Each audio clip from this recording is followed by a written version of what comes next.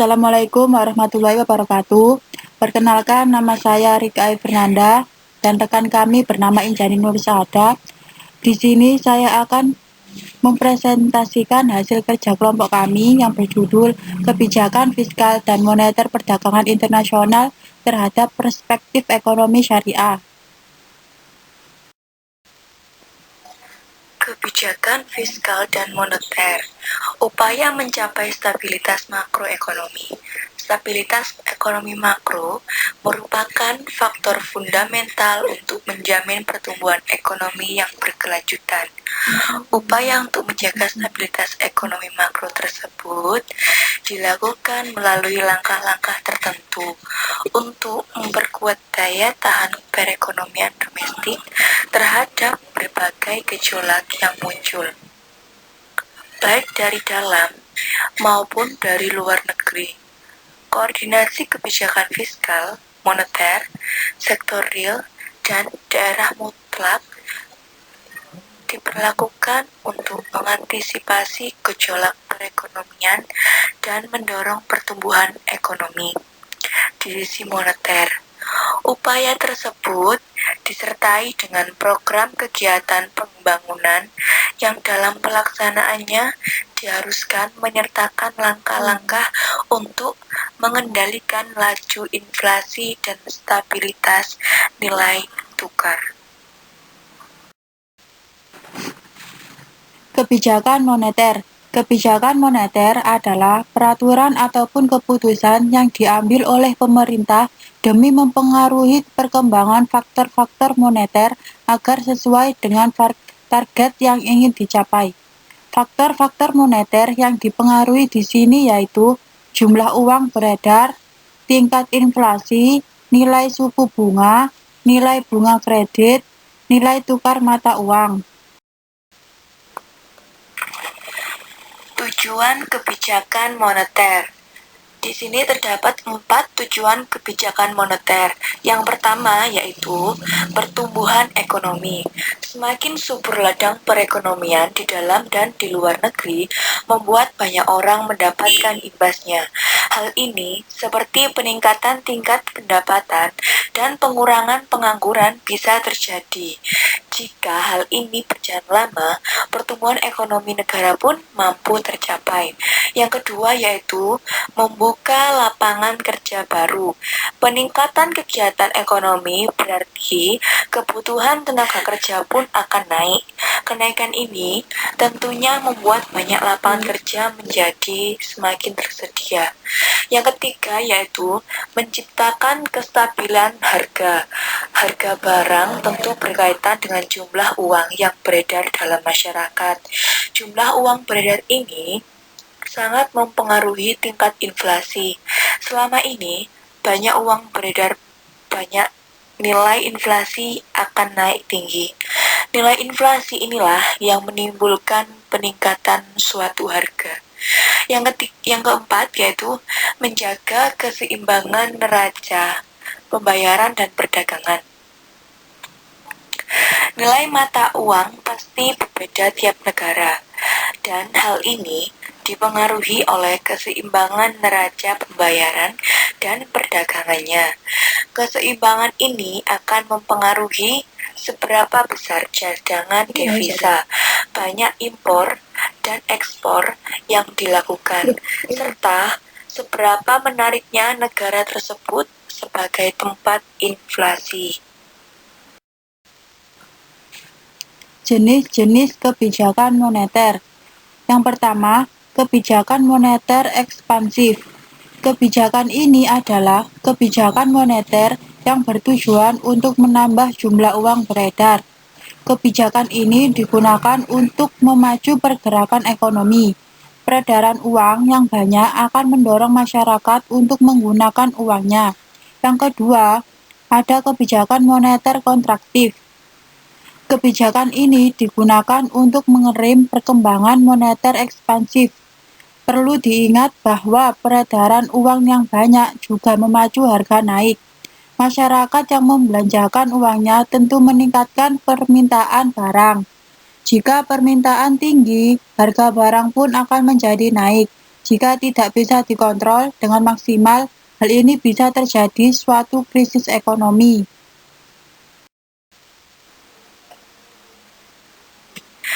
Kebijakan fiskal. Kebijakan ini merupakan kebijakan yang dibuat pemerintah dengan cara meningkatkan atau menurunkan pendapatan atau anggaran negara. Pemerintah memiliki kewenangan untuk menentukan besaran anggaran atau pendapatan yang dikeluarkan pada program tertentu. Kebijakan ini dibuat dengan maksud untuk mempengaruhi jalannya perekonomian dan menjaga keseimbangan ekonomi dalam negara. Tujuan dari kebijakan fiskal yaitu yang pertama, pertumbuhan ekonomi, yang kedua, mencegah pengangguran, dan yang terakhir yaitu stabilitas harga. Jenis kebijakan fiskal. Yang pertama, ekspansif. Kebijakan ini bisa digunakan saat negara mengalami resesi atau deflasi yang cukup serius untuk merangsang kembali pertumbuhan ekonomi. Yang kedua, kontraksional. Kebijakan ini dilakukan untuk menghambat laju pertumbuhan ekonomi.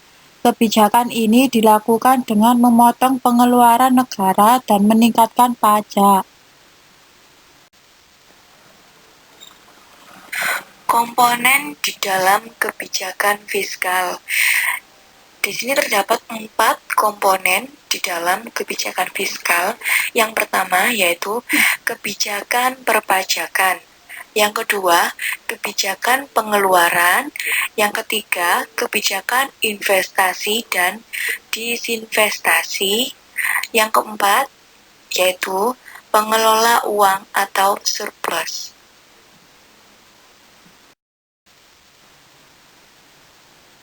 Sistem keuangan dan pembangunan. Sektor keuangan menyediakan 6 fungsi lingkup perusahaan maupun ekonomi secara keseluruhan. Yang pertama, menyediakan jasa pembayaran. Yang kedua, menghubungkan para penabung dan investor. Yang ketiga, menghasilkan dan mendistribusikan informasi. Yang keempat, mengalokasikan pinjaman atau kredit secara efisien. Yang kelima, risiko penetapan harga, pengumpulan dan perdagangan. Yang keenam, meningkatkan likuiditas aset. Inovasi di bidang teknologi dan bidang keuangan telah menggerakkan pertumbuhan ekonomi modern. Keduanya diperlukan negara berkembang untuk melanjutkan pembangunan ekonominya. Sistem keuangan yang berfungsi bagi pembangunan yang inklusif dan pengentasan kemiskinan harus dirancang secara adil dan juga efisien. Sistem peraturan yang dirancang baik merupakan syarat mengurangi kerentanan krisis keuangan yang dapat menimbulkan kerugian bagi sektor ekonomi lainnya. Perdagangan internasional. Perdagangan internasional adalah suatu bentuk transaksi akan barang atau jasa maupun faktor-faktor produksi yang terjadi antar negara dengan negara yang lainnya. Neraca pembayaran internasional. Neraca pembayaran internasional adalah suatu catatan yang disusun secara sistematis tentang seluruh transaksi ekonomi yang meliputi perdagangan barang atau jasa. Transfer keuangan dan moneter antara penduduk suatu negara dan penduduk luar negeri untuk suatu periode waktu tertentu dalam kurun waktu 1 tahun. Terdapat susunan dalam neraca pembayaran internasional. Yang pertama yaitu neraca lalu lintas modal. Yang kedua, neraca lalu lintas moneter. Yang ketiga, neraca transaksi berjalan. Yang terakhir, selisih yang belum diperhitungkan. Manfaat neraca pembayaran internasional. Yang pertama, untuk mengetahui mitra utama suatu negara dalam hubungan ekonomi internasional. Yang kedua, untuk membukakan seluruh transaksi ekonomi internasional yang terjadi antara penduduk dalam dan penduduk luar. Yang ketiga, untuk mengetahui struktur dan komposisi transaksi ekonomi internasional. Perkembangan utang luar negeri. Utang luar negeri adalah sebagian dari total utang suatu negara yang diperoleh dari para kreditor di luar negara tersebut. Penerima utang luar negeri dapat berupa pemerintah, perusahaan, atau perorangan. Bentuk utang dapat berupa uang yang diperoleh dari bank swasta, pemerintah negara lain, atau lembaga keuangan internasional seperti IMF dan Bank Dunia dari aspek materi. Utang luar negeri merupakan arus masuk modal dari luar ke dalam negeri yang dapat menambah modal yang ada di dalam negeri. Aspek formal mengartikan utang luar negeri sebagai penerimaan atau pemberian yang dapat digunakan untuk meningkatkan investasi guna menunjang pertumbuhan ekonomi. Sehingga, berdasarkan aspek fungsinya, pinjaman dari luar negeri merupakan salah satu alternatif sumber pembiayaan yang diperlukan dalam pembangunan. Adapun negara berkembang seperti Indonesia yang sedang melakukan pembangunan di segala bidang terhambat pada faktor pendanaan. Untuk mempercepat gerak pemerintah dalam melaksanakan pembangunan nasional, maka sumber pendanaan yang digunakan oleh Indonesia adalah salah satunya bersumber dari hutang. Foreign Direct Investment atau FDI adalah investasi langsung atau penanaman modal asing, di mana seseorang investor pada lingkungan perekonomian suatu negara menaruh minat pada bisnis di lingkung perekonomian negara lain. Investasi lintas negara ini biasanya berupa penanaman modal dalam jangka waktu panjang dari investor di luar negeri ke perusahaan dalam negeri. Sehingga umumnya FDI ini melibatkan dua negara sekaligus.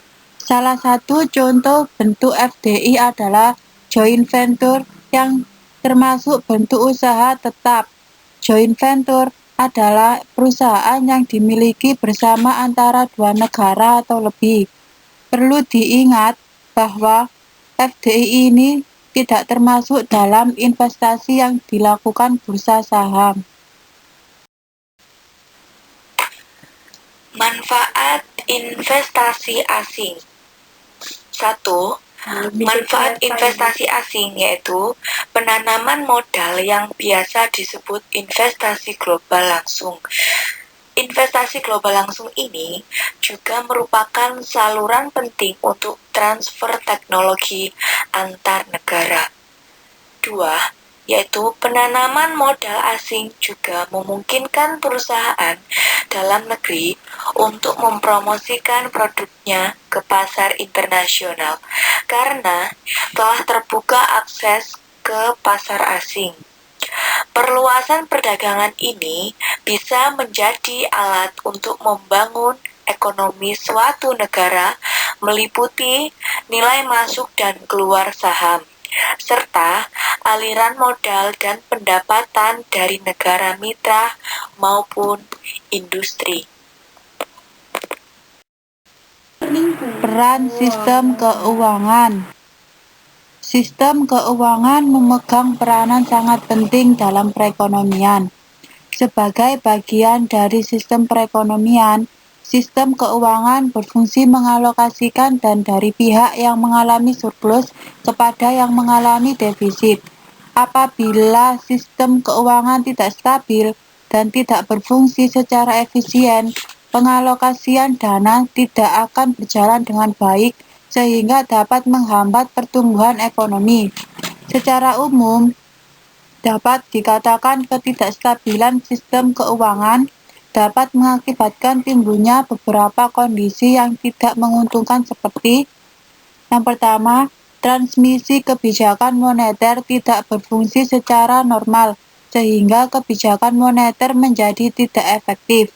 Yang kedua, fungsi intermediasi tidak dapat berjalan sebagaimana mestinya akibat alokasi dana yang tidak tepat sehingga menghambat pertumbuhan ekonomi.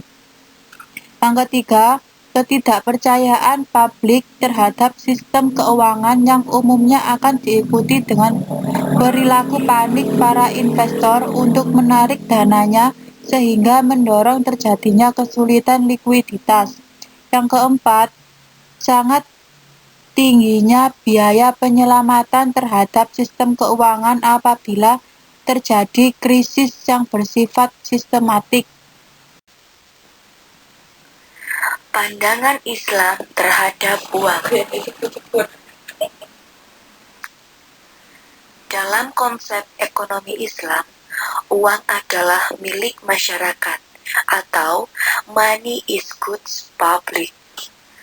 Jika seseorang sengaja menumpuk uang, sama artinya dengan menghalangi proses pertukaran dalam perekonomian terhambat. Oleh karenanya, Islam melarang penumpukan atau penimbunan harta, monopoli kekayaan. Al-Kanzu, sebagaimana telah disebut dalam surat At-Taubah ayat 34-35.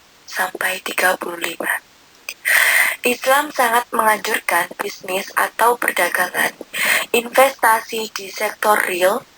Uang yang berputar untuk produksi akan dapat menimbulkan kemakmuran dan kesehatan ekonomi masyarakat.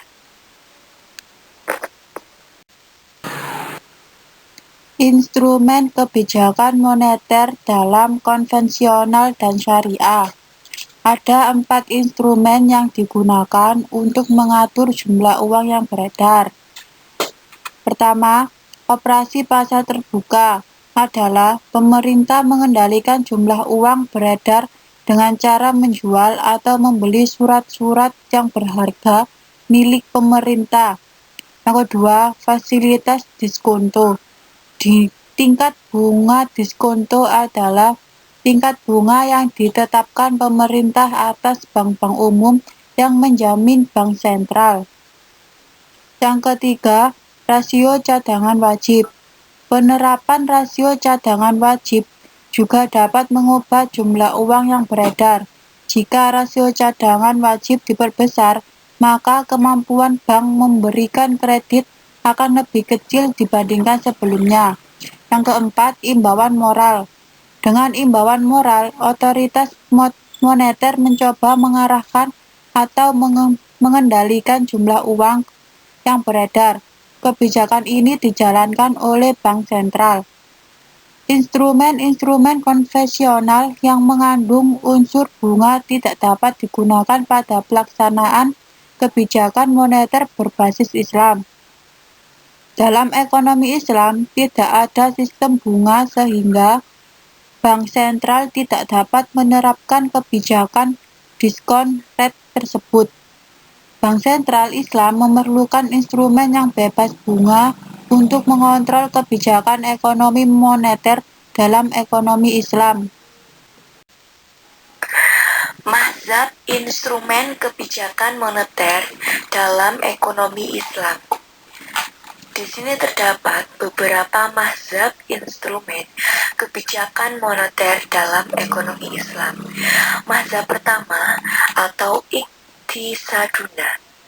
Pada masa awal Islam, tidak diperlakukan suatu kebijakan moneter karena sistem perbankan hampir tidak ada dan penggunaan uang sangat minim. Instrumen lain yang digunakan untuk mengatur jumlah peredaran uang serta mengatur tingkat suku bunga jangka pendek adalah OMO atau jual beli surat berharga pemerintah yang belum dikenal pada masa awal pemerintah Islam. Mazhab kedua atau mainstream, tujuan kebijakan moneter pemerintah adalah maksimasi alokasi sumber daya untuk kegiatan ekonomi produktif. Mazhab ini merancang sebuah instrumen kebijakan yang digunakan untuk mempengaruhi besar kecilnya permintaan akan uang agar dapat dialikasikan pada peningkatan produktivitas perekonomian secara keseluruhan. Sekian presentasi dari kami. Mohon maaf bila ada salah kata. Terima kasih. Wassalamualaikum warahmatullahi wabarakatuh.